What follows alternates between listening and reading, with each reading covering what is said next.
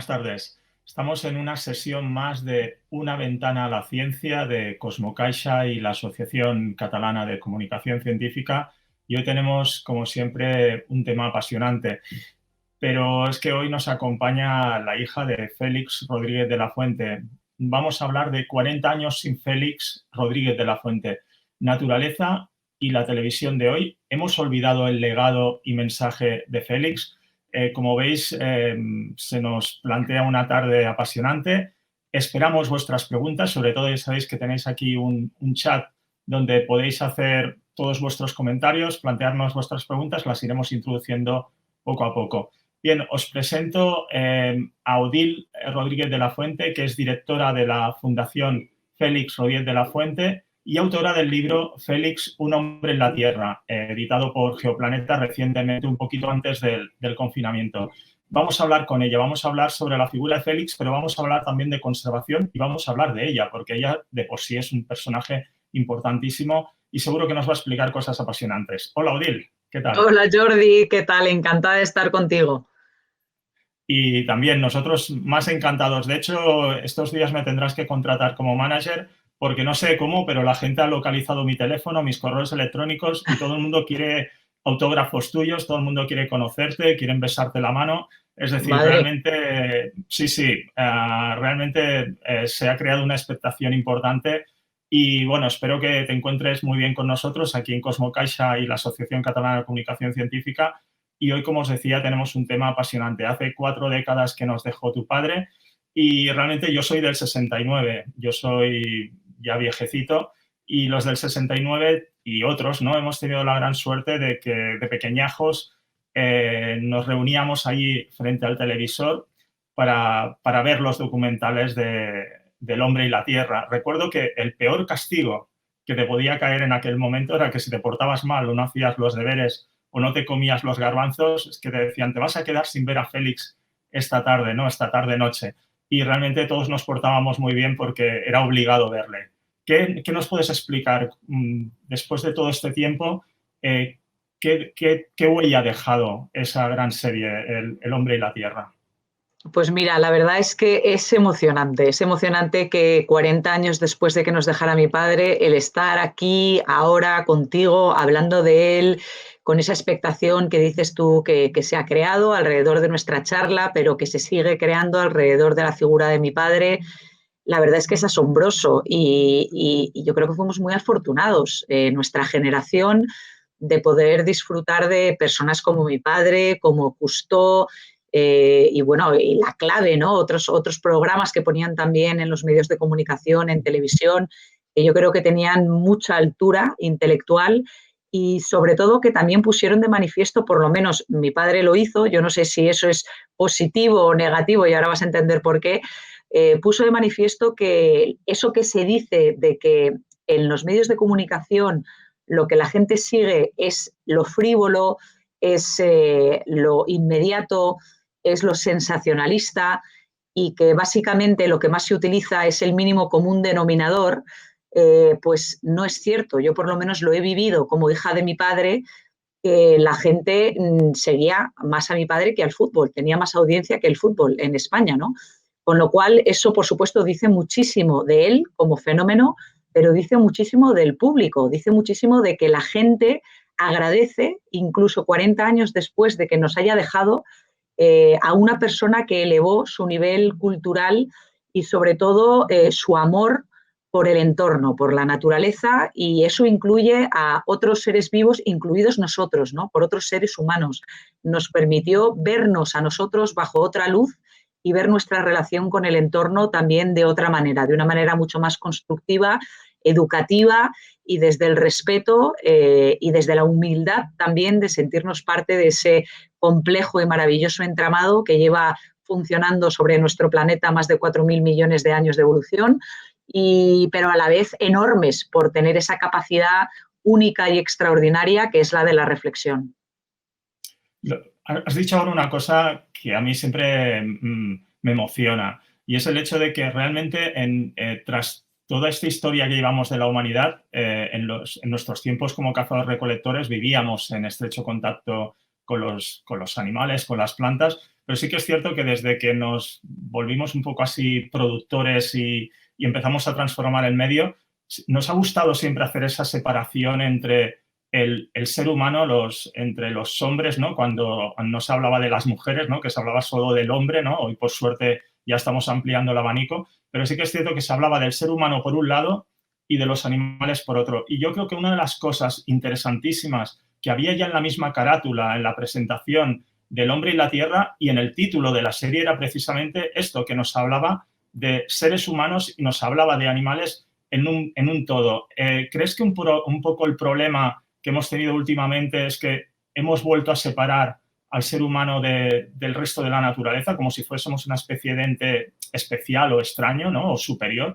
Sí, bueno, de hecho ese era un tema que casi obsesionaba a mi padre. Es una de sus facetas menos conocidas, pero que desvelo en el libro que acabo de sacar y le dedico un capítulo entero que se llama La soledad del hombre, porque ese sentido profundo que la mayoría de nosotros tenemos y sentimos cuando no estamos distraídos, que es lo que hace esta sociedad, es mantenernos permanentemente distraídos, ese profundo sentido de soledad, ¿no? Y de vacío, tiene mucho más que ver con la educación y con las creencias y un poco con el paradigma o el paradigma que nos alberga a partir principalmente del neolítico, que como bien tú dices es cuando empezamos a domesticar a las plantas y a los animales y se empieza a crear esa disasociación, ¿no? del medio. ¿Por qué? Pues porque el medio, según muchísimas religiones, de hecho, estaba ahí puesto por Dios para ser explotado por el ser humano y era algo que estaba a nuestro servicio. Y el ser humano era algo totalmente diferente del resto de la naturaleza.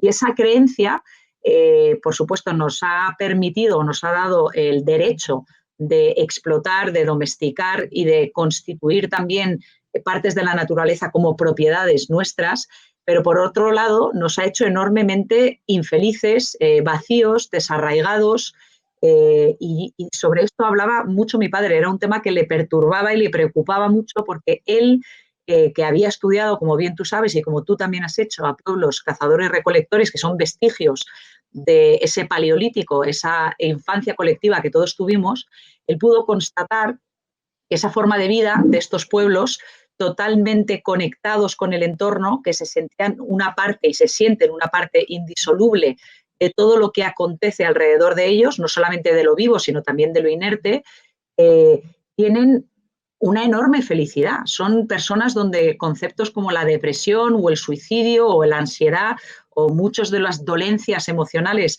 que nos afectan a la sociedad actual, ¿no? Moderna, no lo conocen estos pueblos. Y entonces mi padre hablaba de que la soledad del hombre es algo autoimpuesto. En realidad el ser humano es un ser que se puede realizar completamente y que puede ser pleno y feliz, pero para ello es fundamental que no pierda ese vínculo con todo lo existente, con toda la vida, como una parte de esa urdimbre de la vida en el planeta, que no pierda ese vínculo porque todos nacemos con el vínculo, pero la educación y las creencias, como he dicho antes, lo van borrando poco a poco y al final parece que nos creemos con lo que se nos ha educado, ¿no? Y al final las mayores víctimas somos nosotros. Bien, pues vamos a pasar un poco de la soledad a la comunidad, ¿no? Y a la familia. Yo he oído muchas veces aquello de que cuando sabes que en este mundo está lleno de envidiosos, ¿no? Y de envidias. Y muchas veces cuando dices, es que tú lo has dicho antes, las audiencias de El hombre y la tierra eran equiparables o a veces superaban las de fútbol. Esto ha pasado cuando se hacen buenos productos. Le pasa a Pembroke en el Reino Unido. Después hablaremos de ello, ¿no? Pero sí que es cierto que muchas veces cuando dices eso, mucha gente te dice, esto en la actualidad sería imposible porque ahora tenemos muchos canales, porque antes solo había una televisión en casa y todo el mundo tenía que estar viendo lo mismo. Pero yo discrepo porque recuerdo que sí, que en casa, cuando mis padres ponían la televisión, si estaban haciendo La casa de la pradera, yo no la miraba porque si no me deprimía, ¿no? Y en cambio, cuando veíamos dibujos animados, Mazinger Z, mi madre o mi padre no estaban viendo los dibujos con nosotros. En cambio, cuando aparecía la sintonía del hombre y la tierra, era toda la familia que iba hacia la televisión. ¿Qué tenía la voz de Félix? ¿Qué tenía el mensaje de Félix que fuera capaz de reunir a todas las edades. Yo creo que eso es lo que querría ahora cualquier comunicador o comunicadora, reunir a todas las audiencias. ¿Qué tenía él para reunir a todas las edades, sexos y condiciones sociales? Pues es difícil poner el dedo exactamente en qué era, ¿no? Pero de forma muy resumida yo diría que es autenticidad. A mí me parece que la clave de un comunicador exitoso, hable de lo que hable, es que sea auténtico. Y para ser auténtico no es tan fácil. Primero te tienes que conocer mucho a ti mismo, ser muy sincero también contigo mismo, con tus limitaciones, con tus dones, con lo que es tu vocación y luego realizarte también, porque no es lo mismo un comunicador que no le entusiasma de lo que está hablando a un comunicador que está absolutamente apasionado y que cree firmemente en todo lo que te está contando y que lo cuenta además de forma absolutamente improvisada, que eso es otro elemento que me gustaría destacar, que es que todos los programas de televisión, El Hombre y la Tierra, los anteriores, además los anteriores, muchos de ellos eran incluso en directo, todos los programas de radio, que hay más de 300 horas de radio grabadas, eran totalmente improvisadas. Mi padre no se llevaba ni una percha, ni una anotación. Y claro, eso le dota también de una frescura, de una magia y de una autenticidad. No tiene nada que ver leer un texto, por muy maravilloso que sea ese texto, ir improvisando sobre la marcha y crear sobre todo ese flujo que se establece de formas que incluso no acertamos todavía a conocer entre el que habla y su audiencia, ¿no? Hay ahí un intercambio energético donde incluso a veces el creador, el artista, el que habla, pierde incluso la noción de lo que está diciendo, hasta tal punto que alguna vez mi padre dijo, escuchando algún programa suyo de radio a posteriori, comentó, oye, pero si esto es bueno, fíjate, y yo, y tal, o sea, no reconocía o no recordaba que él había hablado de lo que había hablado, porque uno entra en ese estado de flow, se sumerge completamente y sintoniza con la energía de su audiencia y ahí se produce la magia, ¿no? Y ahí se produce esa conexión, como tú dices, que es atemporal y que es totalmente independiente de edad, de sexo, de educación o de clase social. Bien, en este sentido, como nos va muy bien una pregunta que nos hace Sonia Garcinuño, que a las 7:09 nos pregunta, buenas tardes, qué interesante. ¿Crees que el antropocentrismo es menor ahora o mayor que en los 70-80? Es decir, si ahora se ha reducido el antropocentrismo, en los 70 o 80 había un antropocentrismo todavía muy marcado. Sí, yo creo que probablemente vamos a mejor y eso queda de manifiesto, pues, por lo que has dicho tú antes, ¿no? Cómo ha avanzado el feminismo, por ejemplo, cómo ha avanzado también el ecologismo, cómo existe un Ministerio de Medio Ambiente, incluso una vicepresidencia de transición ecológica, cosa que era impensable en los años 70, cuando no existía ni siquiera un ministerio. Entonces, yo creo que hemos avanzado mucho, pero también de una forma superficial, ¿no? Yo a veces hago autocrítica porque me parece que estamos poniéndonos demasiada legislación, demasiada normativa, mucho tiene que ver también con la política, lo políticamente correcto, pero que estamos olvidando lo más importante que es el vínculo, ¿no? Que nuestra relación con la naturaleza, mucho más allá del conocimiento o incluso de la aproximación científica, tiene mucho más que ver con las emociones, con las sensaciones y con la experiencia directa de la naturaleza y con establecer ese vínculo profundo y a partir de ahí, llevados por la curiosidad, que es consustancial a cada uno de nosotros, pues podemos alimentar nuestro intelecto y el amor surge de forma natural. Tanta legislación no sería necesaria si antes sedujiésemos, o sea, como hacía mi padre, ¿no?, a su público. Se avanza mucho más a través de la seducción que de la imposición o de sojuzgar al otro. Muchas gracias.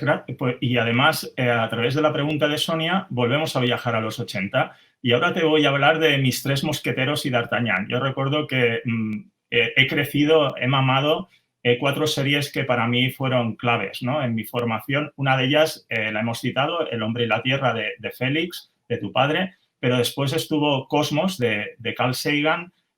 Por supuesto, lo has citado antes a Cousteau, ¿no?, con Mundo Submarino. Y no podemos olvidarnos de Sir David Attenborough, ¿no?, pues con todas sus series de la BBC que en los 80 empezaron a llegar él había empezado mucho antes en el Reino Unido, pero por supuesto aquí nos empezaron a llegar en las televisiones públicas, tanto las locales como la Radio y Televisión Española, nos empezaron a llegar los documentales de David Attenborough.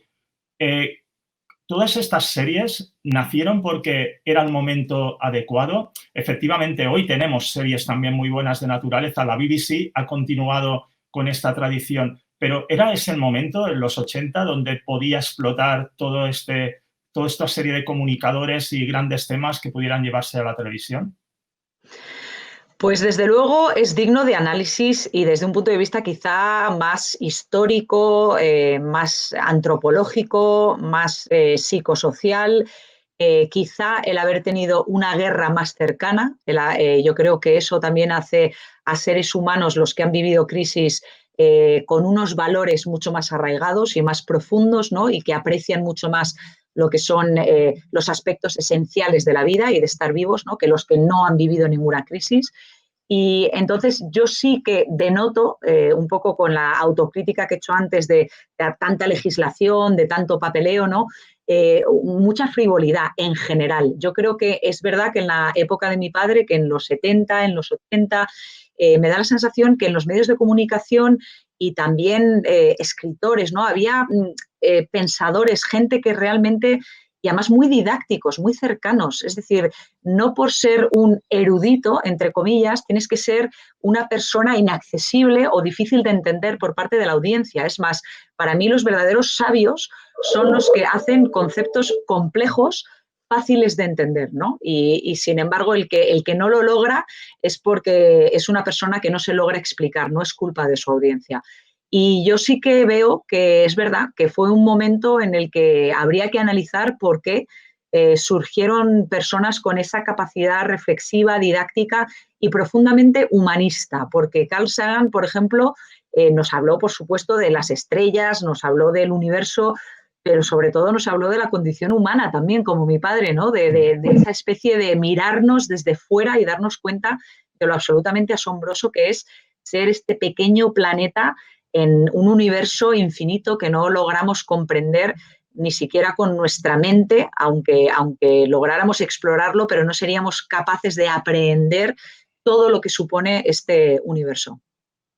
Y una opinión personal, quizás me equivoco, pero quizás es porque les idolatro demasiado, pero yo creo que en un mundo como el que vivimos hoy en día, donde la televisión necesita de imagen, imagen, imagen constantemente, lo que es fascinante es ver cómo personas como Félix o Carl Sagan, que lo acabas de citar, incluso hoy en día David Attenborough lo hace en muchísimas ocasiones, son capaces de ponerse ante una cámara, hablar 5 minutos sin ningún croma detrás, sin ninguna imagen de soporte detrás y la gente está escuchándoles. Esa es la clave de la comunicación. Pero yo querría comentarte un tema. Resulta que hemos hablado de un momento mágico, hemos hablado de de los 70, de los 80, y resulta que mientras en el Reino Unido, mientras en Estados Unidos la tradición ha continuado de esos documentales, sobre todo en el caso de la BBC, que David Attenborough consiguió consolidar una unidad de historia natural que ha dado la vuelta al mundo. Resulta que nosotros, después del trabajo que hizo tu padre de consolidar un equipo de naturalistas de cámaras especializados, desaparece tu padre tristemente hace 40 años y eso se disuelve. ¿Por qué en la televisión pública, vamos a hablar de la pública porque es la que pagamos todos, por qué en nuestras televisiones públicas, tanto en las autonómicas como en la estatal, no ha habido esa continuidad de los trabajos en historia natural? Tú y yo hemos participado en documentales de historia natural, acciones puntuales, pero ¿por qué no esa continuidad? Totalmente de acuerdo contigo, Jordi.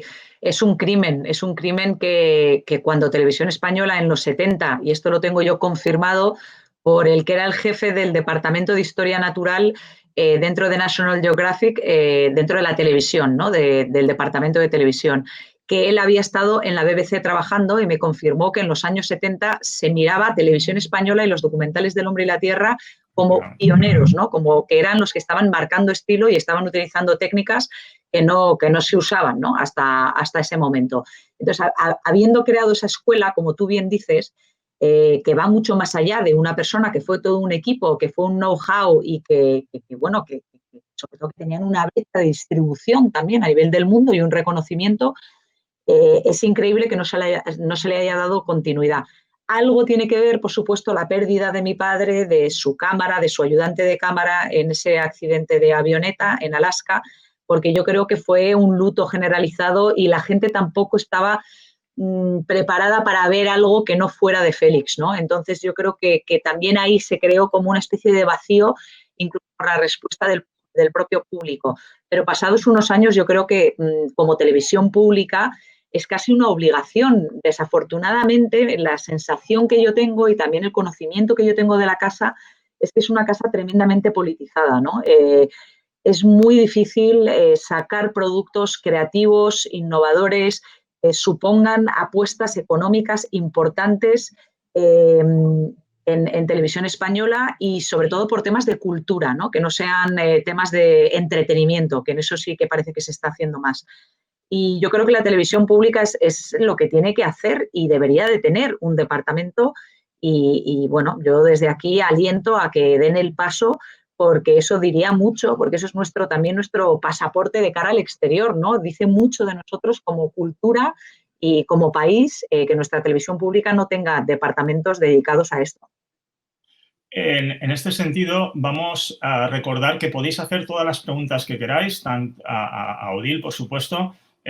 Vamos a ir filtrándolas para que las podáis respondiendo. Pero en este sentido, a las 7:16, Neus Flores, aparte de que nos hace una reflexión pues muy bonita, nos dice al final, ¿qué diría hoy tu padre del uso excesivo de los plásticos? Y esto nos conecta un poco con una pregunta que también te haría como persona que trabajas en la conservación. ¿Qué habría que hacer hoy en día en nuestro país para mejorar el tema de la conservación o la concienciación hacia la conservación?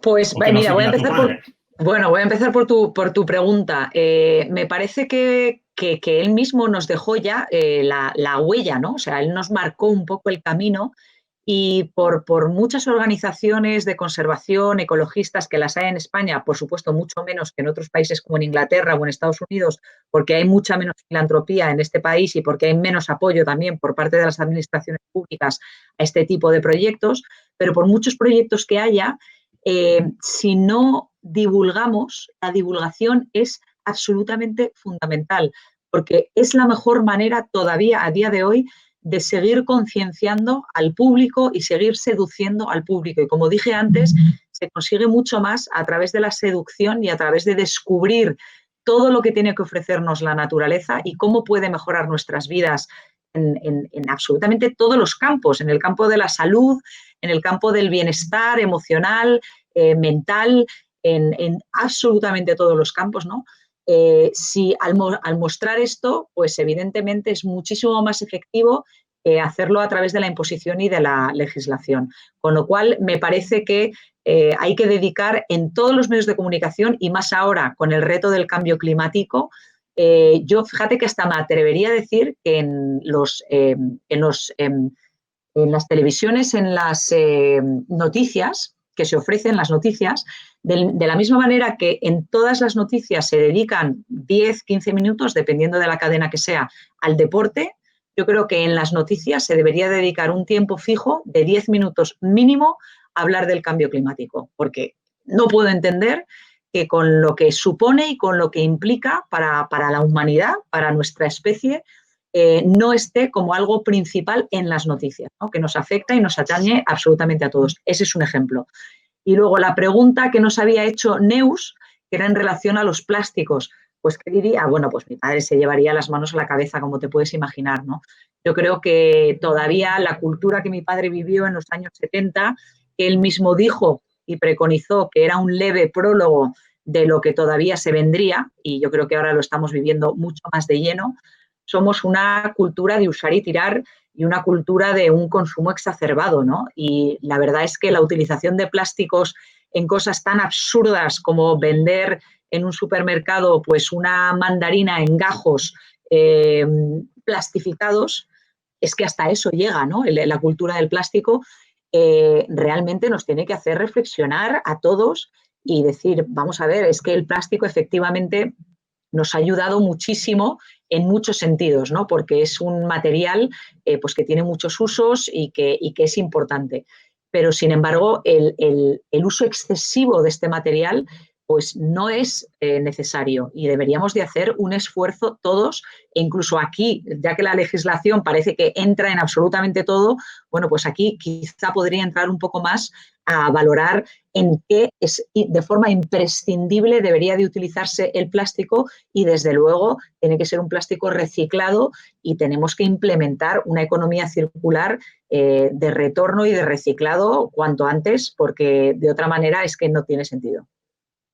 Mira, en este sentido que decías ahora que en los medios de comunicación se debería educar sobre el tema del cambio climático y otros temas relacionados con la conservación, hay una pregunta del público a las 7:23. Chus Rincón de Budía nos dice, ¿debería haber asignaturas obligatorias en los colegios? Supongo que se refiere a asignaturas obligatorias, ya tenemos las ciencias naturales y cosas por el estilo, pero asignaturas donde todavía se incidiese más en el tema de la conservación, en el tema de la ecología desde una perspectiva científica y también como movimiento, ¿no? Es decir, la educación es básica. Tu padre, de hecho, creó los famosos clubs, ¿no?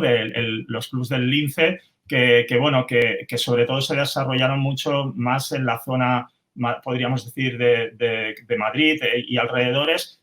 Aquí en Cataluña no estuvieron tan presentes, pero realmente estas campañas de educación pedagógicas yo creo que son básicas, ¿no? Y tú siempre las has defendido desde la Fundación Félix Rodríguez de la Fuente. ¿Qué nos puedes decir de colegios, educación, conservación? Pues mira, a mí me parece que una de las cosas que tiene que tener un cambio de 180 grados es la educación. Y la educación no solamente en relación a la pedagogía verde, sino en relación al sistema educativo que hemos heredado de mediados del siglo XIX y que sigue con el mismo modelo industrial, básicamente, ¿no? Que es separar a los niños por edades, separar las asignaturas. Yo creo que tendría que ser mucho más transversal y no tanto con este concepto de que los niños te llegan en blanco al colegio y que los educadores lo que tienen que hacer, además con programas que tienen que seguir muy al pie de la letra, ¿no? Y tienen que cumplir todo el currículum, es llenar las cabecitas de esos niños con datos y con información que en muchos casos no tienen la suficiente madurez para asimilar, pero bueno, ahí hacen sus exámenes y parece que van pasando, ¿no? el estandarte. Yo creo que hay que basar la educación mucho más, en primer lugar, en la experiencia. Hay que sacar más a los niños al campo, hay que dejar que los niños jueguen más y luego que haya asignaturas transversales y la que me parece que es fundamental que sea transversal es la naturaleza y son las ciencias naturales, porque a partir de esta asignatura transversal, que es la vida con mayúsculas, que es la que nos ha dado a luz y la que nos alberga y la que puede asegurar nuestra continuidad como especie, se pueden enlazar las matemáticas, se puede enlazar la lengua, se puede enlazar la historia, pero desde luego la transversal y la que debería de estar en la base de todo deberían de ser las ciencias naturales y la vida, el estudio de la vida con mayúsculas, ¿no? Porque eso sería una manera de que los niños fueran asimilando que somos vida pensante, que somos una parte indisoluble de los ecosistemas y de que esta capacidad única de la reflexión que tenemos debe de ser puesta al servicio de la vida y no al revés, porque es de pleno sentido común, ¿no? Que parece mentira que estemos poniendo el intelecto y la mente al servicio de la economía y a expensas de la naturaleza y de la vida y de nuestra continuidad como especie. Por lo tanto, el tema de la educación es un tema para hablar largo y tendido y es un tema que debe de ser revisitado y también un aspecto más. Con las nuevas tecnologías, en breve, toda esa información que ahora, por ejemplo, tenemos en los móviles, pues dentro de nada estará y está de hecho en los relojes y en breve también se harán implantaciones de microchips, con lo cual la información y el acceso a la información la vamos a tener de forma inmediata. Probablemente los niños de hoy, cuando sean jóvenes o cuando tengan nuestra edad, no van a tener ningún problema accediendo a la información. El gran reto es la forma de entender, de asimilar toda esa información y luego, sobre todo, cómo afrontar creativamente los enormes retos con los que se van a encontrar.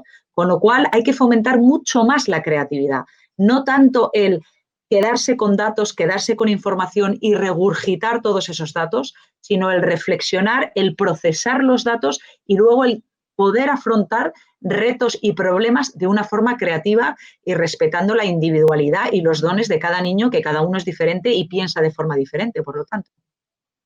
Muy bien.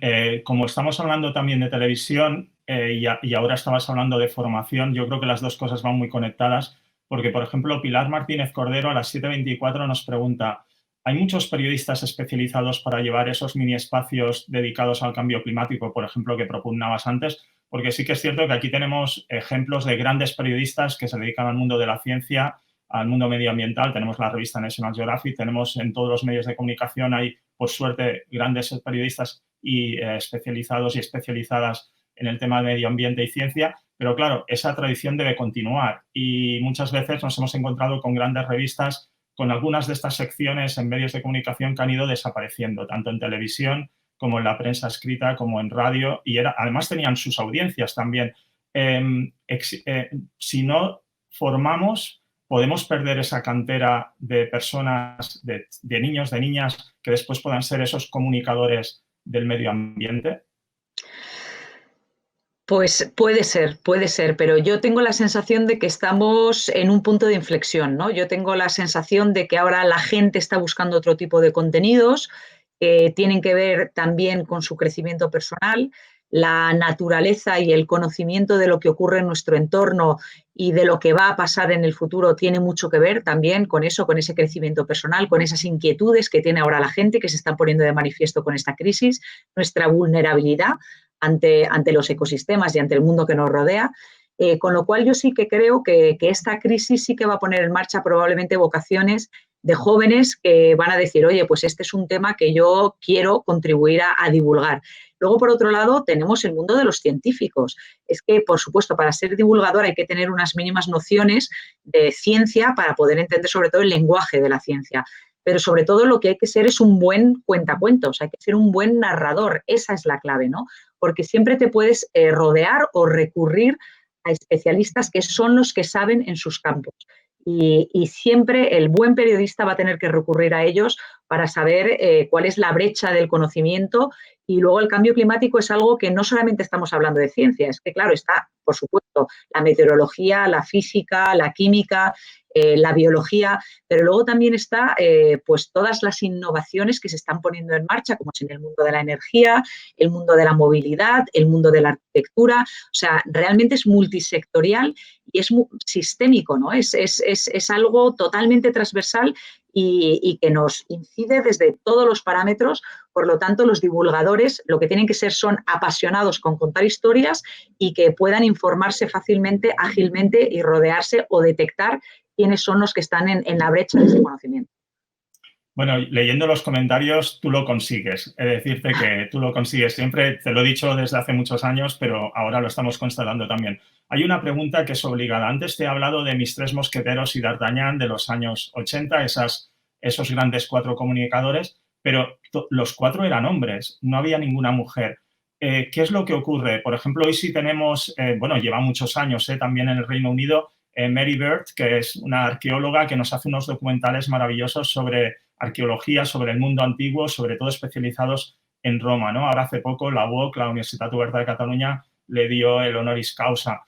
Pero, ¿por qué no hay tantas mujeres en el mundo de la televisión, sobre todo en el campo medioambiental? A veces sí que vemos actrices, vemos pues a mujeres famosas que son invitadas a un programa de estos de medioambiental o para conducir un programa, pero como creadoras, como conductoras, como ideólogas, ¿por qué no se les da las mismas oportunidades que a esos monstruos que hemos hablado antes, que son monstruos, por supuesto, de la comunicación?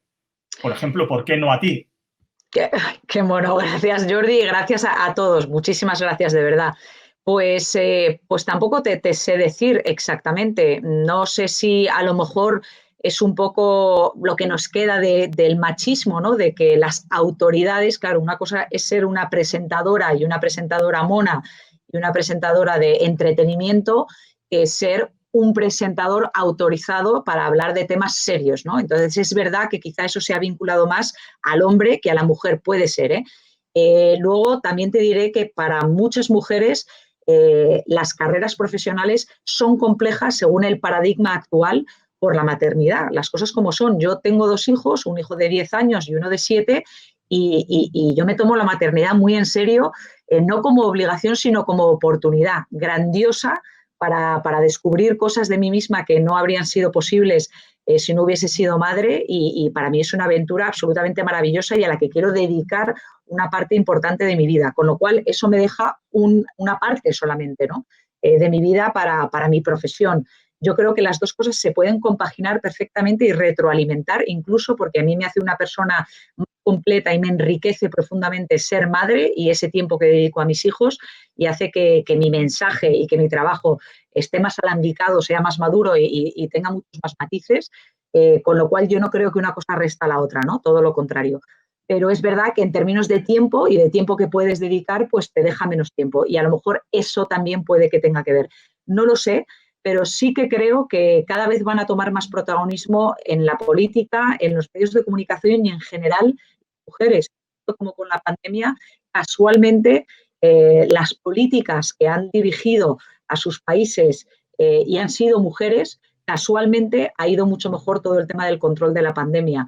Yo no sé si porque biológicamente la mujer siempre fue la que administró, ¿no? Era mucho más la administradora, mientras el hombre era el que guerreaba y el que salía a cazar, en términos generales.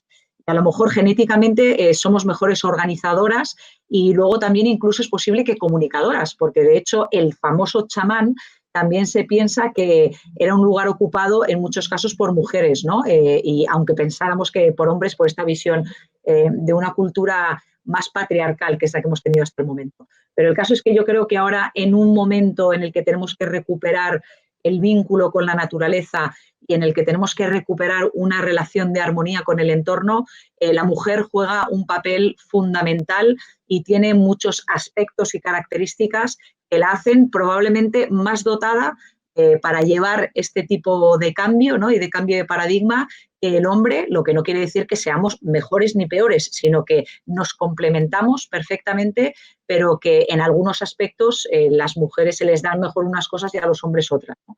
Y en el que tiene que ver con la naturaleza, yo creo que las mujeres estamos muy bien dotadas. Odil, te queremos agradecer mucho que no has venido aquí a hablar de tu libro, porque realmente otras personas nos hubiesen dicho, llevamos más de media hora y no hemos hablado de tu libro prácticamente. Hemos hecho solo una pequeña alusión, y no querría que nuestros oyentes se quedaran y nuestras oyentes se quedaran sin que tú les hables de ese libro que publicaste poco antes del confinamiento, que es Félix, un hombre en la Tierra, publicado por Geoplaneta.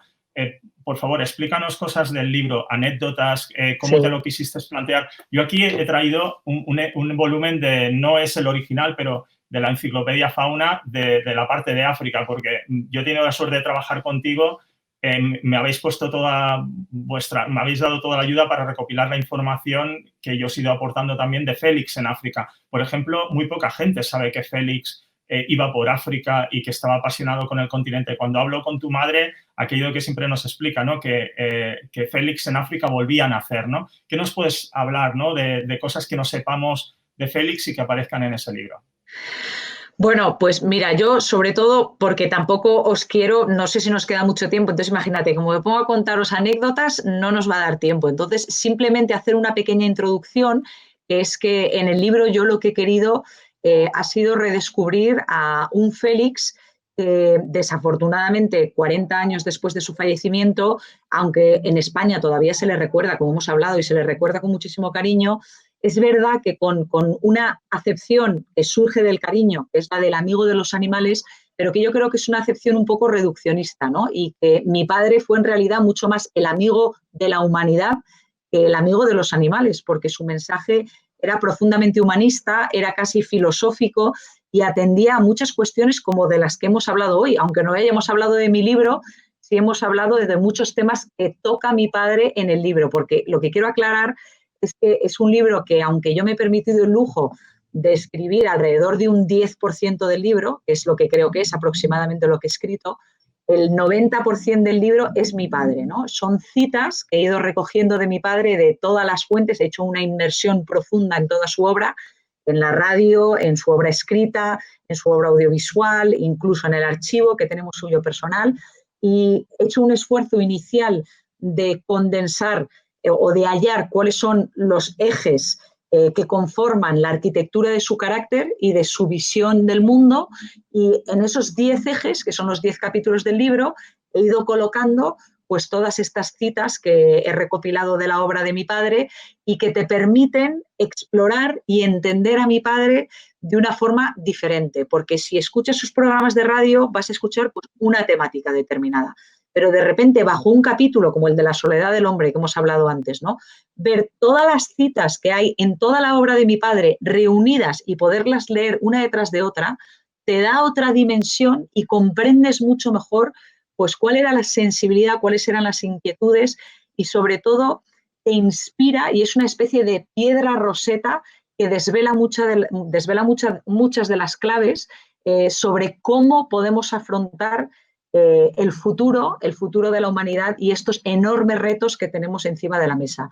Con lo cual es un libro profundamente inspirador, es un libro que te llena de energía y que te empodera, yo creo que esto es importante decirlo, es de como estos programas como el de Carl Sagan, ¿no? como el de mi padre, del hombre y la tierra, pero hay algunos productos que cuando los consumes, en lugar de dejarte saciado y un poco como, ay, no puedo más, como ocurre con muchos programas de entretenimiento y con muchas cosas superficiales, hay algunos productos que te dejan con ganas de más y sobre todo que te dejan enormemente empoderado, ¿no? Con ganas de salir ahí fuera y de dar lo mejor de ti mismo, que es mucho, ¿no? Las cosas que tenemos los seres humanos que ofrecer son muchísimas y yo creo que también en esta cultura estamos muy infravalorados y nos infravaloramos a nosotros mismos y este es un libro que te empodera profundamente, ¿no? Sobre todo espero que tengas un libro por ahí para poderlo enseñar en pantalla. Yo solo puedo decir que mientras estaba en una de mis expediciones por África, me encontré con unos chicos ahí unos chicos no, ya eran unos señores mayores en uno de los campamentos, tanzanos, por supuesto, y me preguntaron por Félix. Yo les dije, como vieron que venía de Barcelona, dicen, ¿conoces a un tal Félix? Digo, ¿pero cómo que un tal Félix? Esto eran mis primeros viajes hace ya más de 25 años. Y entonces les dije, ¿no? ¿Os estáis refiriendo a Félix Ruiz de la Fuente? Sí, él. Y recibían siempre una carta de tu padre y cuando dejaron de recibirlas fue precisamente porque les tuve que explicar que tu padre ya no estaba con nosotros, pero está con nosotros. Con todos los mensajes que han aparecido constantemente, la gente se acuerda de él y los que no vivieron con sus documentales los pueden recuperar ahora y pueden recuperarlo gracias a tu libro. Muchas gracias, Odil. Te agradecemos mucho que hayas estado con nosotros en Una ventana a la ciencia de Cosmocaixa y la Asociación Catalana de Comunicación Científica. Gracias a todos los oyentes y por vuestras preguntas. Y deciros que este miércoles vamos a tener una sesión de Una ventana a la ciencia con el título de cómo la nanociencia puede ayudar a combatir el coronavirus con Laura Lechuga y moderando Jordi Díaz. Os esperamos a todas y a todos. Muchas gracias, Cosmocaixa, muchas gracias, Asociación Catalana de Comunicación Científica y, sobre todo, muchas gracias, Odil, y muchas gracias, Félix. Cuídate mucho. Nos vemos pronto. Muchísimas gracias a vosotros, Jordi. Un placer. Muchas gracias. Adiós. Muchas gracias. Hasta luego.